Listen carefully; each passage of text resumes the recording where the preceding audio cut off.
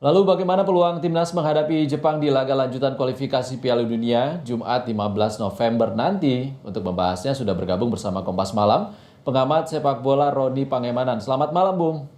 Selamat malam, Iksan. Bung Ropan, ada Ya, kabar baik, ada juga kabar yang kurang enak. Kevin Dix bisa main untuk melawan Jepang, tapi Hilgers absen. Bagaimana Anda melihat hal ini? iya, tapi memang di sini kan ada pergantian ya. Hilgers tidak bisa bermain, Dix datang, dan itu dalam posisi yang sama. Memang sangat disayangkan. Saya ingin memang Hilgers itu datang. Cuma kan dalam keadaan yang tidak 100% percuma juga. Kalau dia hanya datang dengan 70-80%. Jadi benar-benar harus siap memang.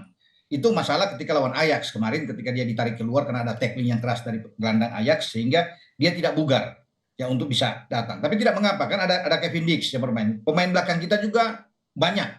Jadi opsi-opsi bagi STY untuk bisa mengisi kalau bermain dengan 3-4-3 sesuai pola kebanggaan kesayangan dari STY.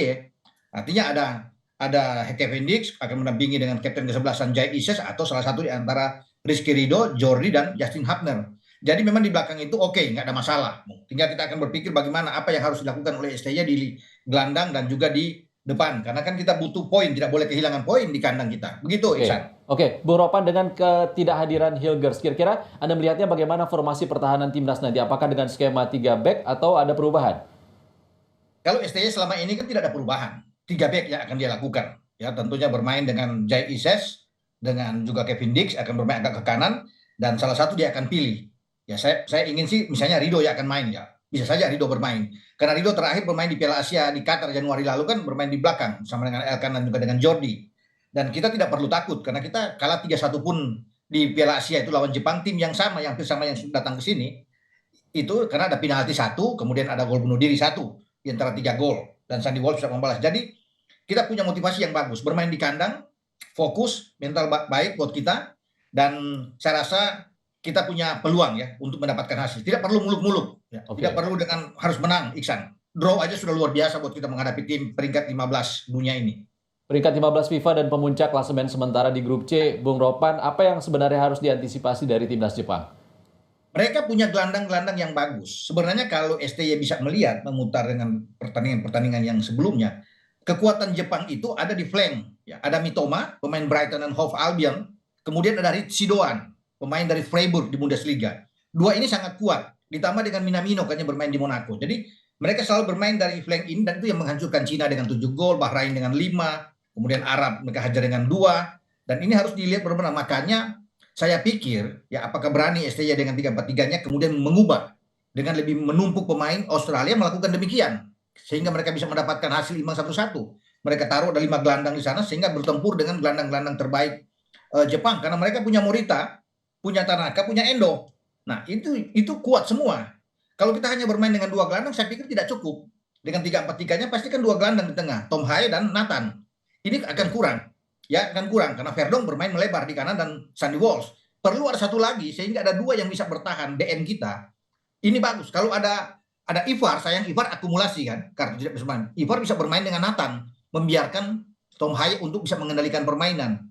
Sekarang kita punya Justin Hubner, tetap dengan 3 back misalnya bisa aja dengan 5 atau 5 ya 3-5-2. Tapi saya lebih enak bermain dengan gelandangnya kalau nggak 5-4. Jadi bisa 4-5-1 membiarkan Rafael Struijk di depan, ada 5 di tengah, atau dengan 5-4-1 atau 5-3-2. Ya, bisa aja begitu.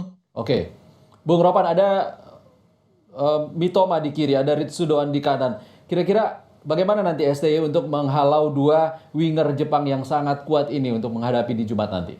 Jika STY bermain tetap dengan 3-4-3, maka dua flank kita back yang dihuni oleh Sandy Walsh di kanan dan Verdong di kiri, itu pasti akan lebih banyak untuk fokus bermain ke belakang. Sehingga akan ada terbentuk 5 pemain untuk mendampingi Jai, Kevin, dengan salah satu di antara Justin, Jordi, atau dengan Rizky Ridho. Ya. Jadi ini yang kuat. Tidak boleh terpancing untuk banyak naik ke depan. Itu kan Jepang akan melakukan itu, akan menarik Sandy dan Verdong. Sehingga membuka ruang ini untuk Ritchie Doan dan Mitoma masuk dari sisi ini.